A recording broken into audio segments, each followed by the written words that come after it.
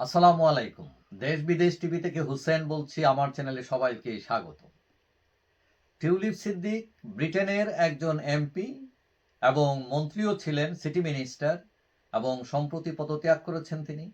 তিনি হচ্ছেন শেখ হাসিনার বোনের মেয়ে এবং শেখ হাসিনা সরকারের পতনের পর শেখ হাসিনা সহ তার পরিবার, আওয়ামী লীগের অনেক নেতা কর্মী তারা ধরপাকড়ার মধ্যে আছেন এবং এই ঢেউ ব্রিটেনে এসে পৌঁছে গেছে এবং ব্রিটেনে তার বিরুদ্ধে বিভিন্ন অভিযোগ উত্থাপিত হয়েছে এবং এখনো পর্যন্ত কোনো অভিযোগই প্রমাণিত হয়নি। কিন্তু এই ব্রিটেনের পত্রপত্রিকাগুলো থেমে নেই। তারা চেষ্টা করছে খুঁজে বের করার জন্য, তদন্ত করছে তারা নিজেরাও। এখন সরকারের যে একটি প্রতিষ্ঠান আছে, national crime agency NCA, British সরকারের, তারাও এটা তদন্ত করছে। বিশেষ করে যে রূপপুর পারমাণবিক বিদ্যুৎ কেন্দ্রের যে দুর্নীতি হয়েছে বলে অভিযোগ উঠেছে, যেটা সাথে ছিল রাশিয়ার প্রতিষ্ঠান রোসাটেক, এবং বাংলাদেশ সরকারের এই প্রজেক্টে 90% ঋণ দিয়েছিল রাশিয়া, এবং অভিযোগ উঠেছে যে $3.9 বিলিয়ন আত্মসাৎ করেছেন যে শেখ হাসিনার পরিবার, ইনক্লুডিং টিউলিপ। এখন এটা তদন্ত হচ্ছে। আবার এর আগে লন্ডনের একটি ফ্ল্যাট নিয়েও অভিযোগ উঠেছে। এখন লন্ডনের একটি বিখ্যাত পত্রিকা ডেইলি মেইল তারা দাবি করেছে যে টিউলিপের সর্বোচ্চ 10 বছর জেল হতে পারে,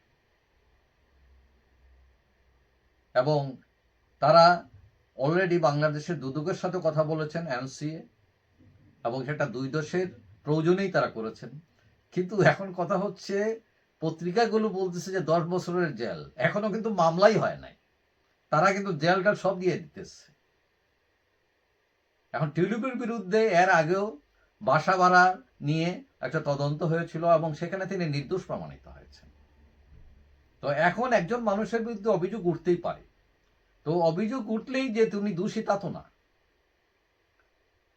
এখন যেটার এখনো তদন্ত চলছে, কোনো মামলা হয় নাই, পত্রপত্রিকাগুলো লিখে ভরাই ফেলতেছে, এবং বাংলাদেশের পত্রিকাও লিখতেছে যে টিউলিপের 10 বছর জেল হতে পারে সর্বোচ্চ।